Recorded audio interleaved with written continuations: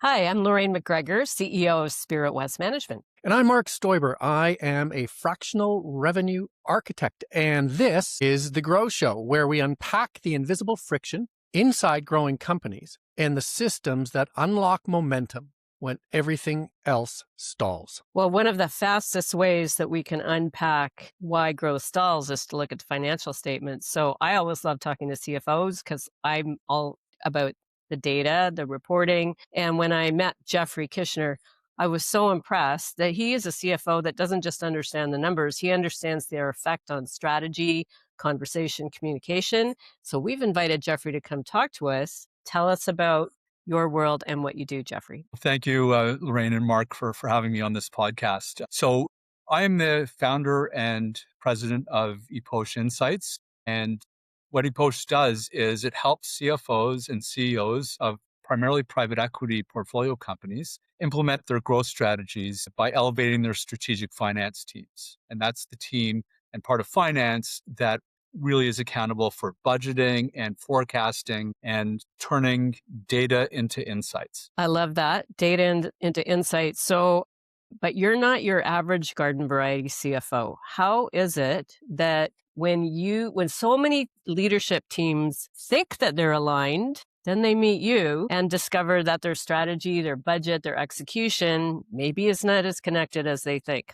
What's your secret insight into that? Yeah, well, you're absolutely right. It's such a common problem in companies as they move up the maturity curve and grow. They outstrip their ability to operate in an informal way. So the question then becomes, how do you share information efficiently across the organization so that the team could operate as one and execute crisply and continue to outperform the competition in the market? And that's where strategic finance comes in. And what I do is often implement teams, org charts, hire and train them how to really engage very deeply with the operators so that they serve as a way to get information from the people who are forming the strategy to the people who are executing the strategy and turning it into reality in the marketplace, as well as across the different parts of the organization. So they're sort of silo busters as well. Well, I can imagine if go work with a company and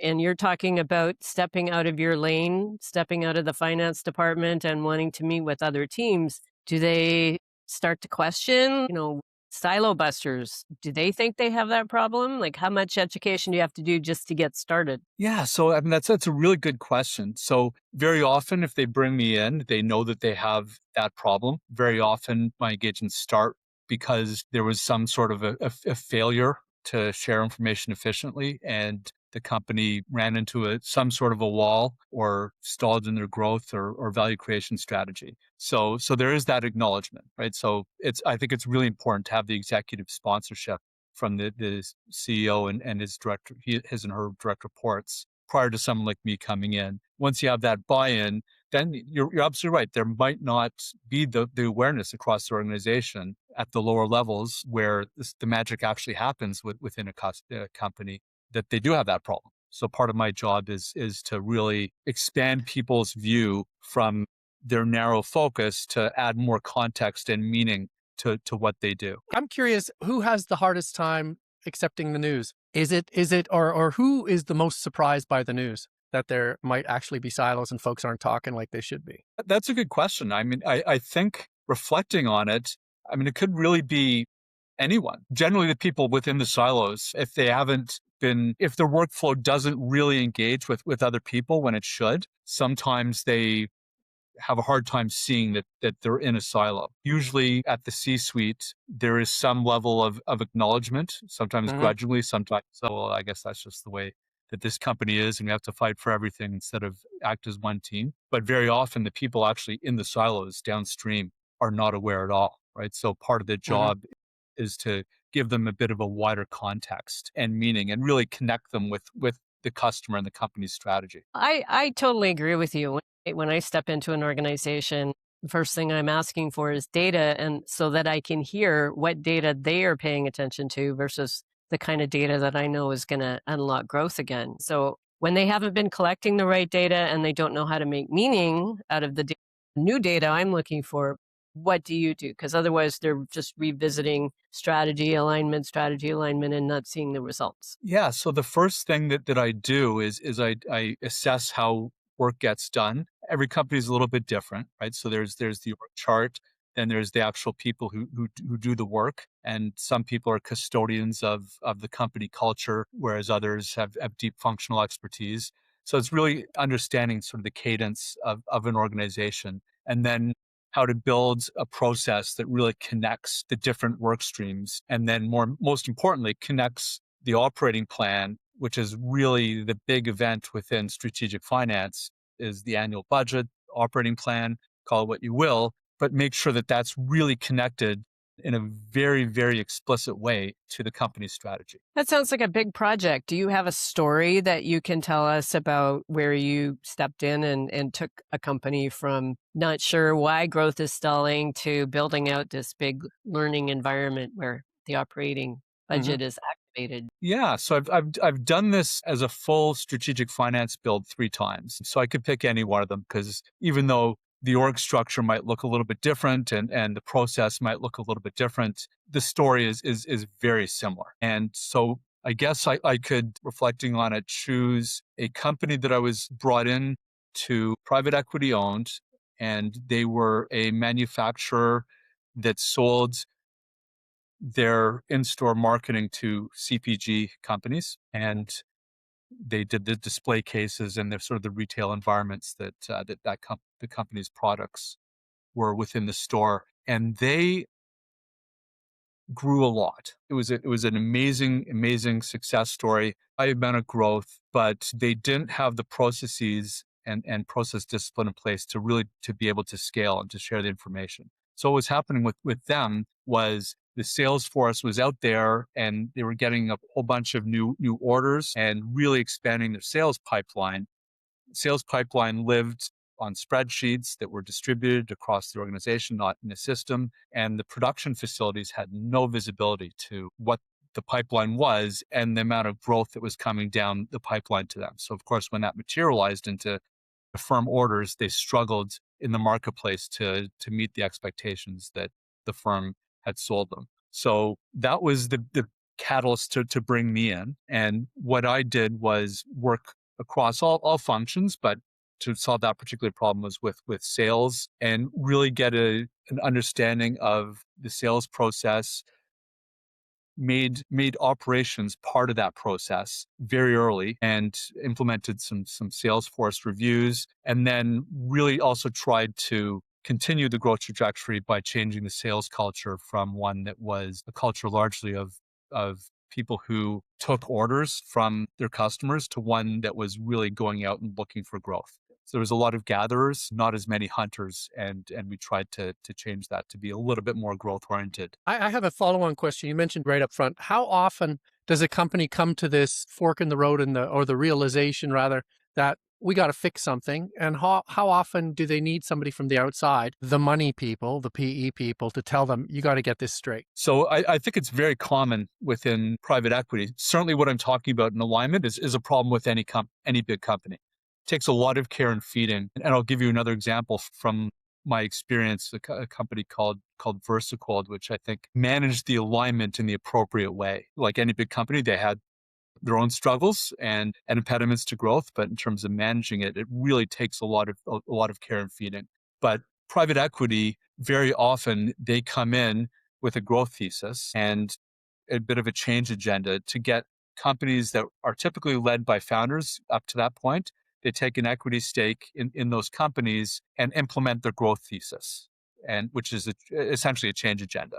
Mhm. So in order to scale, you really need to evolve as an organization to share information in a bit of a different way than most founders are used to. Because most founders found a company and the founder, he or she, would sit around a table and maybe 8 people would be on their executive team, and they would know to a high degree of detail what was going on at the customer level. And once you scale into the hundreds of employees, that gets really tough to get Mhm.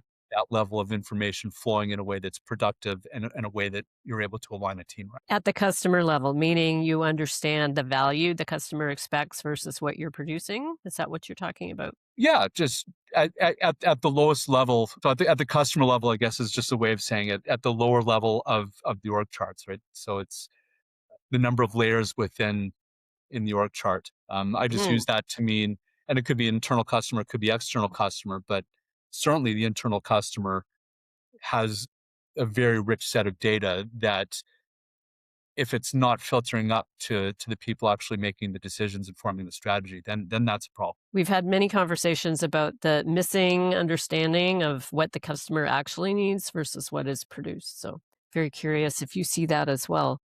Absolutely, absolutely. But I don't want to also belie the fact that that's almost equally important at the functional level. Even if your customers are internal, if you're missing signals, then you're not supporting them properly, and the company could get misaligned pretty quickly. So, Jeffrey, it sounds like you're actually wearing the CEO hat, the fractional CEO hat, not just the CFO hat when you step in. How do you manage that perception? So what I really am is a force multiplier to the CEO. So I often work when there's a CFO in place in the larger companies. I certainly can be in smaller companies a CFO or play that type of a role.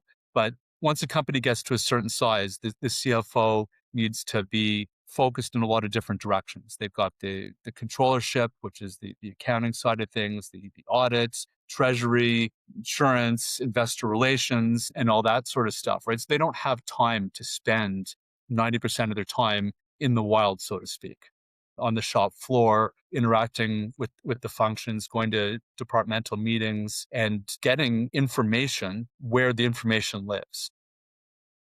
So, that Very becomes your often, role.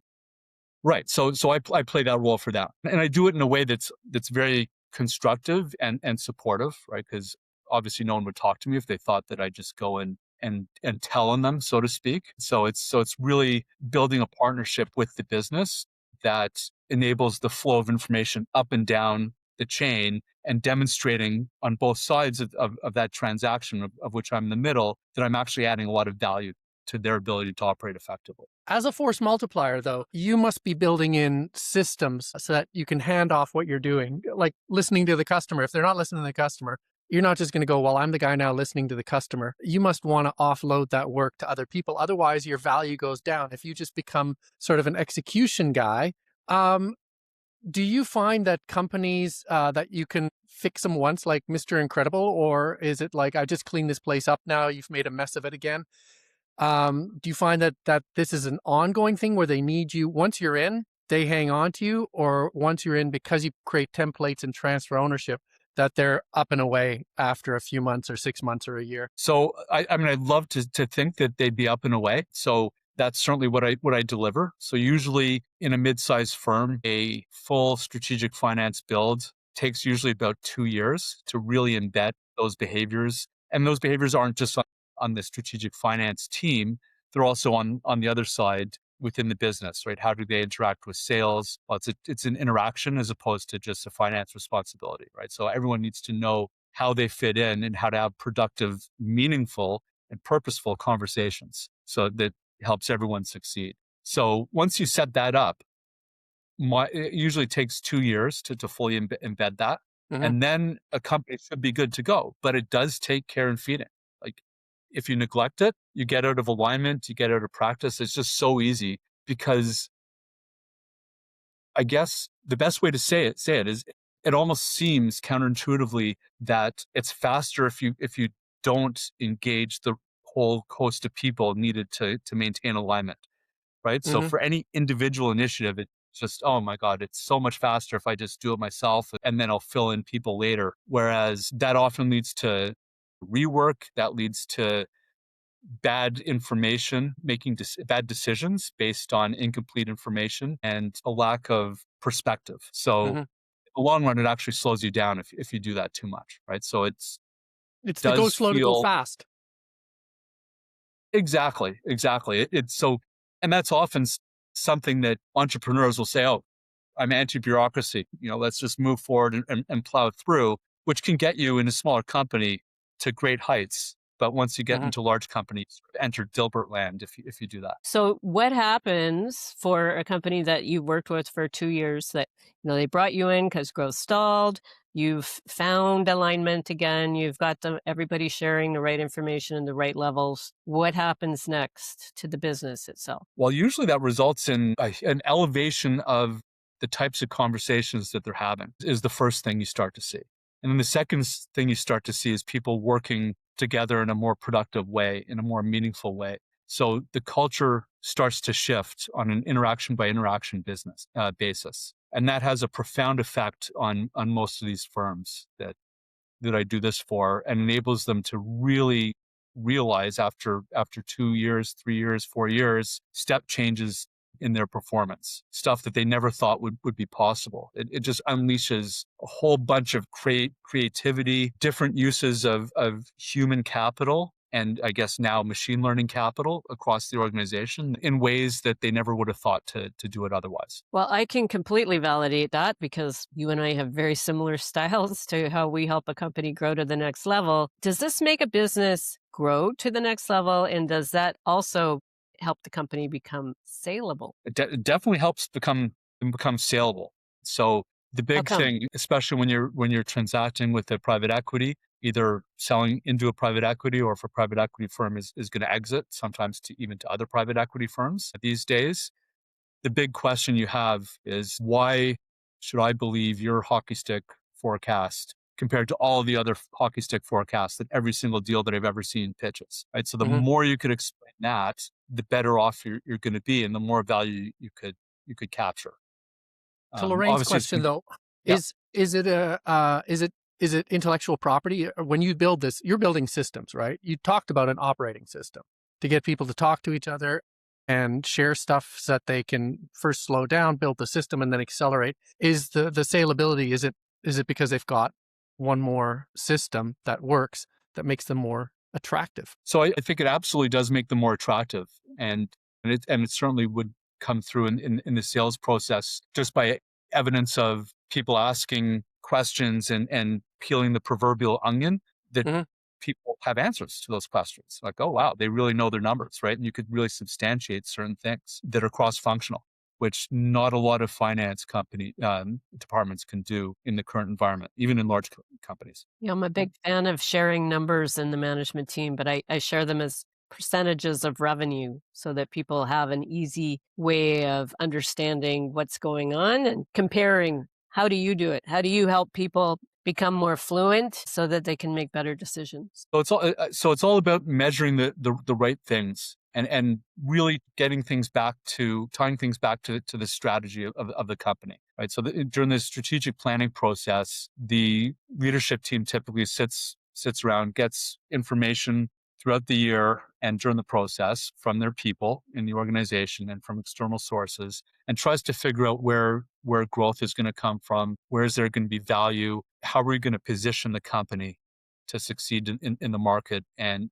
beat our competitors. So then once a company finishes that process, then very often they pivot after a short period of time into the budgeting process. And the budget process really needs to be in a very, very explicit way, intimately connected with the strategic planning process to the extent where you could look at the changes in strategy and then look at the changes in budget, and you could sort of map what goes on in both. If you don't do that, then you're not going to create the value that you're hoping to create when you do the strategy.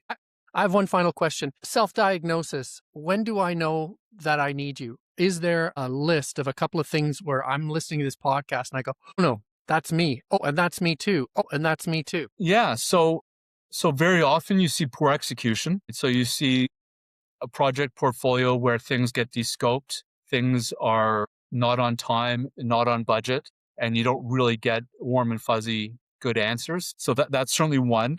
Growth stalls for sure. People have seemed to hit a wall when they've expected there to be growth and they see that there is growth available in the marketplace. They're just not getting that traction with their customer base. So that's certainly one of them. Not having any evidence of progress against their strategic goals that they've set out. So that's certainly another. And then I think we talked about this right off the bat when there's clear misalignment between the company, between the members of the C-suite. And once there's misalignment within the C-suite, it certainly cascades and amplifies as it moves down in the organization. I'm curious for stakeholders listening. I mean, if there's a PE firm involved, investors involved, the founders involved, the C-suite, what are the surprises that you find when your work starts? What are they most enthralled by, surprised by, and maybe even push back on as you transform? Yeah. So I mean, there's actually shocking. So as a finance professional, once you go in and deeply partner with the operators, every company I've been at, there's shocking things that you find that the people in the C-suite have no idea is going on. Right. And sometimes those people are new too. Right. Because I'm usually not the only new person that shows up at a company.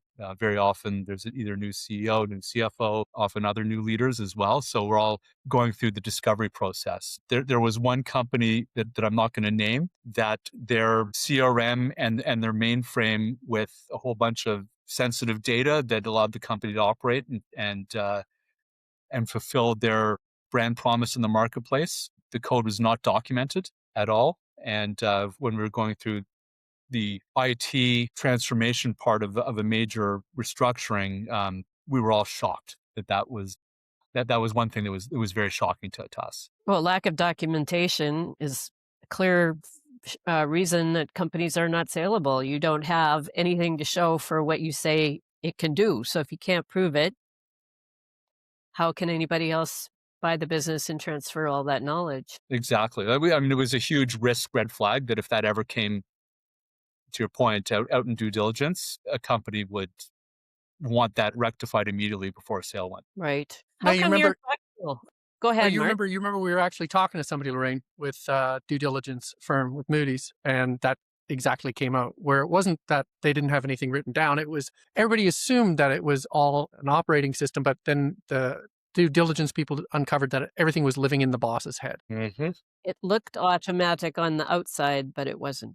Right. Key person risk. Mhm. Why not like key person risk? Yes. So if you have a process and if you become, like I described, an organization that shares information through processes that are independent of the actual people there and turn into what I call learning organizations that reinforce their hunger and thirst for data, then you really don't have key people risk. You could really plug and play with any competent leader, so long as they pay attention to the care and feeding of the processes and don't break or discontinue any of them. And that can be disturbing to the founders. I'm Mhm. not indispensable anymore. Oh, like who am I without being indispensable and needed by my business? Oh, 100%. And I think that that's why you see a lot of people to get to the next stage of growth. Sometimes the founders have to exit if they're not willing to make that shift.